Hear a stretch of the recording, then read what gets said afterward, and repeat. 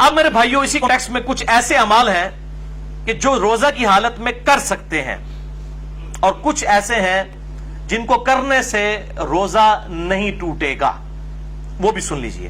بخاری اور مسلم کی متفق علیہ حدیث ہے مشکات میں 2003 کہ جو شخص بھول کر کھا پی لے تو وہ اپنا روزہ پورا کرے کیونکہ اسے اللہ نے کھلایا اور پلایا۔ لیکن یہ جو ساتھ بیٹھے ہوئے ہیں نا، ان کی ذمہ داری ہے کہ اس کو یاد کروائے کہ بھائی تو روزہ رکھے ہے۔ بعض لوگ کہتے ہیں نہیں جی کھانے دیں اس کو، خیر ہے بیچارہ، اس کو اللہ کھلا رہا ہے، کھلا نہیں فوراً بتائیں، شرعی حکم اس کو بتائیں کہ تیرا روزہ ہے، اور وہ روزہ پھر وہ جس طرح اس کو پتا چلے گا اسی وقت اس کے منہ میں بھی جو لقمہ ہے اس نے پھینک دینا ہے۔ وہ ایک دانہ بھی اگر اندر لے گیا چاولوں کا یا پانی کا تھوڑا سا گھونٹ بھی، تو اس کا روزہ پھر ختم ہو جائے گا، یہ بالکل یاد رکھیں۔ اسی طریقے سے سنن ابی داؤد اور الموطا امام مالک میں حدیث ہے مشکات میں 2011 کہ ایک صحابی کہتے ہیں کہ میں نے نبی صلی اللہ علیہ وسلم کو مقام عرج پر پیاس اور گرمی کی وجہ سے روزہ کی حالت میں سر مبارک پر پانی ڈالتے ہوئے دیکھا ہے۔ یعنی اگر کسی کو روزہ لگ رہا ہے تو یہ سنت ہے کہ بار بار نہا کے روزے کو ٹھنڈا کیا جائے۔ اور ادھر جو مولوی ہیں انہوں نے شامت اٹھائی ہوتی ہے اعتکاف والوں کی، اور ان کو بالکل گندا مندا کر کے اعتکاف میں بٹھایا ہوتا ہے۔ وہ کہتے ہیں جی جو پہلے دن آپ نے کپڑے پہنے یہی 10 دن پہن کے رکھنے ہیں، کوئی ناخن نہیں کاٹنے، غسل فرض کے علاوہ غسل نہیں کرنا، کیونکہ آپ مسجد سے باہر نہیں نکل سکتے بغیر مجبوری کے، تو وہ تو اعتکاف ٹوٹ جائے گا۔ تو یہ مسجد کی باؤنڈریز میں وہ فنائے مسجد جو ہے، جو غسل خانے ہیں اور ٹوائلٹس ہیں، یہ فنائے مسجد کی باؤنڈریز میں شمار ہے شرعی احکام سے۔ بلکہ بخاری اور مسلم میں موجود ہے نبی صلی اللہ علیہ وسلم تو سیدہ صفیہ کو اپنے گھر تک چھوڑنے کے لیے گئے تھے اعتکاف کی حالت میں۔ اپنے گھر آ کے کھانا بھی کھا سکتے ہیں، اعتکاف نہیں ٹوٹے گا، بلکہ اور کوئی فالتو کام نہ کیے جائیں۔ تو اسی طریقے سے اگر کوئی غسل کرتا ہے گرمی کی وجہ سے تو سنت ہے، کوئی ایسا مسئلہ نہیں، کر سکتے ہیں۔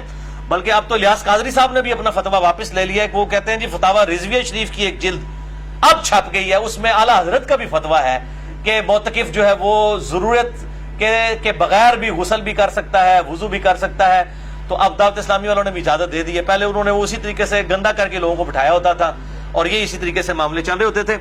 حالانکہ مطلب احادیث پہلے سے موجود ہے، لیکن جب بزرگوں کی کتابیں ڈسکور ہوتی ہیں، دریافت ہوتی ہیں، پھر ان کو کہتے ہیں ہاں جی واقعی جی دیسی بھی لکھی ایسی جی، ٹھیک ہے نا، تو وہ پرائرٹی تو بزرگ ہوتے ہیں۔ اسی طریقے سے صحیح بخاری میں تعلیقاً 1930 نمبر حدیث کی ہیڈنگ میں ہے کہ ابن عمر روزہ کی حالت میں گیلے کپڑے جسم پر ڈالا کرتے تھے۔ یہاں پہ بھی ہمارے پنجاب کے اندر رواج ہے، جب زیادہ گرمی ہوتی ہے لوگ رومال جو ہے وہ گیلا کر کے کپڑوں کو بھی گیلا کرتے ہیں، لیکن اس میں آپ اپنے کپڑے گیلے کریں۔ یہ لوگوں کے اوپر جو پانی پھینکتے ہیں اور کہتے ہیں جی کسی بڈھے تو پانی سے اٹھو بارش ہوتی ہے، یہ بالکل غلط بات ہے۔ اس طریقے سے کسی کے ساتھ یہ کام نہ کریں، اپنے ساتھ ضرور آپ کرنا چاہتے ہیں کریں، اور ایسا معاملہ بھی نہ ہو کہ آپ نے اتنے باریک کپڑے پہنے ہیں کہ آپ ان کو بالکل گیلا کر لیں اور آپ کپڑوں میں ہی ننگے نظر آ رہے ہوں۔ یہ اس چیز کا بھی اہتمام کرنا چاہیے۔ جامع ترمذی، سنن ابی داؤد، سنن نسائی اور ابن ماجہ میں حدیث ہے مشکات میں 405 کہ آپ صلی اللہ علیہ وآلہ وسلم نے فرمایا روزہ کی حالت کے علاوہ ناک میں خوب پانی چڑھاؤ، غسل میں بھی اور وضو میں بھی، لیکن روزے کے علاوہ، کیونکہ روزے کی حالت میں اگر ناک میں آپ نے اوپر تک پانی پہنچایا تو اگر کسی کا غسل فرض ہے تو وہ بس نارملی ناک کو جتنا آسانی سے جاتا ہے اوپر تک، بہت اوپر نہ چڑھائے، کیونکہ اگر دماغ تک پانی پہنچ گیا اور حلق میں ایسا پہنچا کہ اندر چلا گیا، دونوں صورتوں میں روزہ ٹوٹ جائے گا۔ وضو، غسل، تیمم اور استنجا کے اوپر مسئلہ نمبر 42 میرا اہل سنت پاک.com ہماری ویب سائٹ پہ دیکھ سکتے ہیں۔ اب میرے بھائیوں کچھ اہم فقہی مسائل جلدی کور کر دوں۔ صحیح بخاری میں 1930 سے لے کر 1938 تک یہ جو کل 9 احادیث کی ہیڈنگز کے اندر امام بخاری تعلیقاً لے کر آئے ہیں، اور مکمل اسناد اس کی المصنف ابن ابی شیبہ میں موجود ہے بڑی ڈیٹیل کے ساتھ، اور اکثر چیزوں کے اوپر تو ان پہ اجماع ہے۔ نمبر 1 صحیح بخاری میں تعلیقاً ہے، عامر بن ربیعہ کہتے ہیں کہ نبی صلی اللہ علیہ وآلہ وسلم کو میں نے روزے کی حالت میں اتنی دفعہ مسواک کرتے دیکھا ہے کہ میں شمار بھی نہیں کر سکتا۔ تو روزہ دار مسواک بھی کر سکتا ہے، ٹوتھ برش بھی کر سکتا ہے، لیکن ٹوتھ پیسٹ سے اجتناب کرے، اس میں ٹیسٹ والا معاملہ ہے، اور اس کے ٹیسٹ کو مسواک کے اوپر قیاس نہ کرے۔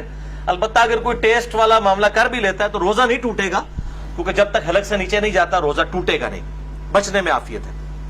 صحیح بخاری میں تعلیقاً ابن مسعود کا قول ہے کہ روزہ دار کنگھی اور تیل بھی لگا سکتا ہے بالوں میں۔